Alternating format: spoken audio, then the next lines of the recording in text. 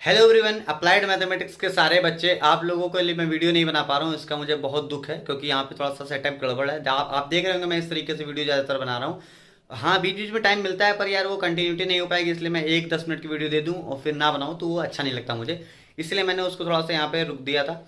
बाकी आप लोगों के लिए बहुत बड़ी खबर है, टर्म 1 एंड टर्म 2 जो भी बच्चे क्लास 11th या क्लास 12th में हैं, 2021-22 का आपका यहाँ पे जो शेड्यूल होना था कि टर्म 1 टर्म 2 के हिसाब से चलेगा, उसका सिलेबस रिलीज हो चुका है कि आपका टर्म 1 में कितनी यूनिट होंगी और टर्म 2 में कितनी यूनिट होंगी।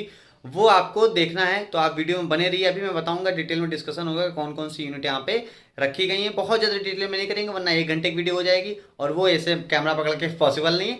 तो अभी मैं बात करूंगा प्रॉपर, सिर्फ नाम बताऊंगा, चैप्टर आपको पता है, बुक उठा लीजिए, टिक मार दीजिए टर्म 1 में कौन सा आपका यूनिट आ रहा है। और टर्म, मान लीजिए एक चीज़ और इंपॉर्टेंट है, टर्म 1 में जो यूनिट आ रही है वो टर्म 2 में भी आ रही है, पर वो जो टॉपिक आ चुका है टर्म 1 में वो टर्म 2 में नहीं आएगा। तो अगर कोई यूनिट ऐसे लिखा हुआ कंटिन्यू, तो उसमें आप समझ लीजिए आप कंटिन्यू यूनिट हुई है पर टॉपिक नहीं कंटिन्यू होगा, ठीक है, वो चीज़ बदल जाएंगे।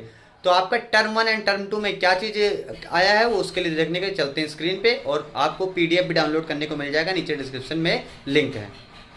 दोस्तों मैंने ये पीडीएफ कर ली थी डाउनलोड अप्लाइड मैथमेटिक्स के लिए, और वह भी मैं बात करूँगा क्लास 11th एंड 12th के लिए, और ये हमारा क्या बोलते हैं टर्म 1 के लिए, ठीक है। कोड ध्यान रखिएगा, 241 कोड वाला अप्लाइड मैथमेटिक्स जिनके पास है उनकी बात यहाँ पे कर रहा हूँ। टर्म 1 आपका देखिए 90 मिनट्स का होगा, एक पेपर होगा, और यहाँ पे 40 मार्क्स का ये पेपर होगा, जबकि 10 मार्क्स आपको इंटरनल असेसमेंट के भी मिलेंगे। तो ओवरऑल ये टर्म 1 जो है वो 50 मार्क्स का है, पर पेपर सिर्फ 40 का होगा, ठीक है। समझ गए 10 नंबर कहाँ से मिलने हैं। इसमें 5 यूनिट इंक्लूड करी गई हैं, first second third fourth and six, यानी कि 5th यूनिट टर्म 1 में ना होकर टर्म 2 में डाल दी गई है।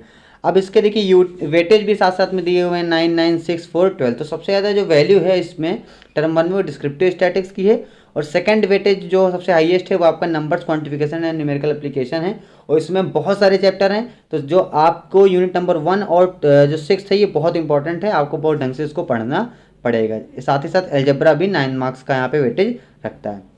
तो ये 5 यूनिट थी। उसके बाद देखिए क्लास 11th की जो 5 यूनिट है उसके अंदर डिफरेंट डिफरेंट चैप्टर हैं। अब डिफरेंट बुक्स हैं, अभी एनसीईआरटी की बुक आई नहीं है तो डिफरेंट बुक हैं, डिफरेंट डिफरेंट टाइप से चैप्टर वहाँ पे बोले गए हैं, पर आपके यूनिट क्लियर है हर जगह पर, ठीक है। तो देखिए पहला हमारा चैप्टर है यहाँ पे नंबर्स क्वांटिफिकेशन चैप्टर, क्या बोलेंगे, यूनिट बोलेंगे, नंबर्स एंड क्वांटिफिकेशन, फिर न्यूमेरिकल एप्लीकेशन, इसमें कैटेगराइज कर दिया गया ना, ये देखिए।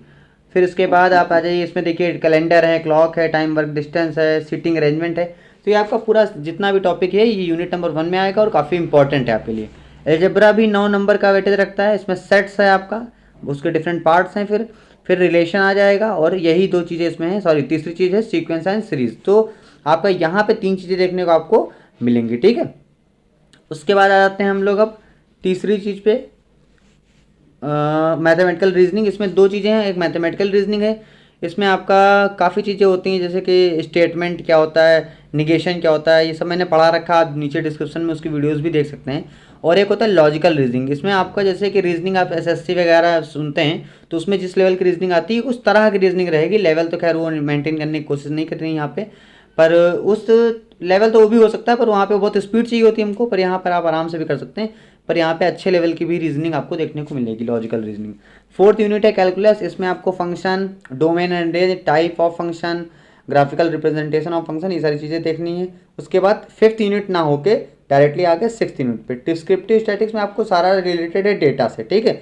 Types of data, data on various scale, data representation and data visualisation, तो इन तरह की चीज़ों को, डेटा इंटरप्रिटेशन है ना। तो इसमें बहुत सारी चीज़ें हैं, बहुत बढ़िया चीज़ें हैं, बहुत नई चीज़ें, पढ़ने में मज़ा आता है। मैंने इसको पढ़ा रखा, आप चाहें तो नीचे से डिस्क्रिप्शन से उसको देख सकते हैं, अगर आपको ना मिले तो आप बता सकते हैं। तो ये हो गया आपकी 6 की 6 यूनिट, और ये 6 यूनिट आपकी कवर करेंगे 40 नंबर को। उसके बाद देखिए यहाँ पे आपको दिख रहा होगा एरिया एंड वेटेज, तो ये प्रोजेक्ट असेसमेंट, प्रोजेक्ट आपका आ जाएगा। प्रोजेक्ट वर्ड एंड रिकॉर्ड जो होंगे वो 5 मार्क्स के रहेंगे आपके, और टर्म एंड प्रेजेंटेशन और वाइवा, जो भी वाइवा या प्रेजेंटेशन जो भी आपके कॉलेज में होगा उसका 5 नंबर होगा। तो ये दोनों चीज़ मिला के 10 नंबर आपके यहाँ से हो जाएंगे, ठीक है। तो ओवरऑल आपके 50 मार्क्स हो गए, आप समझ गए किस तरीके से होगा, ठीक है। अभी आप बात कर लेते हैं, अब बात कर लेते हैं टर्म 2 की। टर्म 2 में देखिए क्या है आपका, एल्जेब्रा है यूनिट नंबर 2, यानी कि जो यूनिट नंबर 2 थी एल्जेब्रा वो इसमें भी आएगी। आप ये समझने की बात ये हो गई कि उसमें भी आएगी इसमें भी आएगी, तो ये आपको हाफ हाफ नहीं करना है, उसमें भी पढ़ना पड़ेगा इसमें भी पढ़ना पड़ेगा। कैलकुलस उसमें भी आएगा, इसमें भी आएगा। इसमें एक नई यूनिट इंक्लूड करेगी 5वीं, जो कि प्रोबेबिलिटी है, वो ऐड हो जाएगी। 40 नंबर का ये भी आपको पता है ओवरऑल, ठीक है। और यहाँ पे जो पेपर होगा वो 2 घंटे का होगा, ये आपको पता होना चाहिए। यहाँ पे रिटन पूरा होगा ढंग से, एमसीक्यू टाइप का नहीं होना था जो बोला गया था। बेसिक्स ऑफ फाइनेंशियल मैथमेटिक्स इसमें होगा और कोऑर्डिनेट ज्योमेट्री होगा।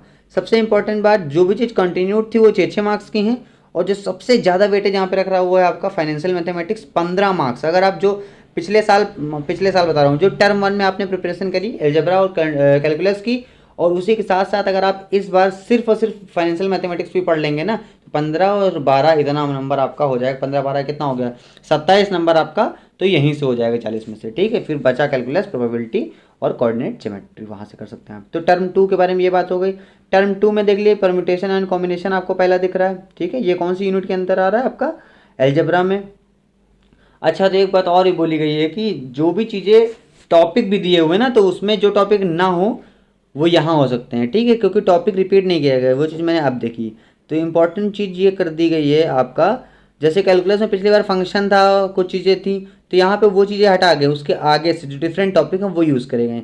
तो एक चीज़ और ध्यान रखिएगा, जो टर्म 1 में आपके आ गया टॉपिक वो यहाँ नहीं आ रहा है। तो दोनों टर्म 1 में जो भी चैप्टर हैं उनके टॉपिक भी, जो ये वाला हिस्सा है, ये सब भी देख लीजिएगा कि कौन कौन सा टॉपिक आपको उस समय पढ़ना है टर्म 1 के लिए, कौन कौन सा टॉपिक पढ़ना है टर्म 2 के लिए। ऐसा ना हो आप पूरी पूरी यूनिट पढ़ डालो और टॉपिक भी पढ़ लो जो ज़रूरत के नहीं है, ठीक है।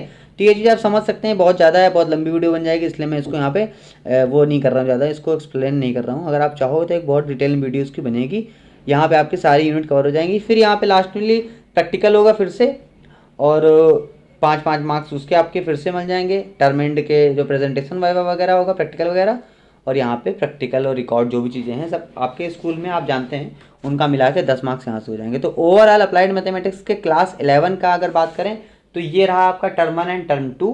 अब चलिए चलते हैं।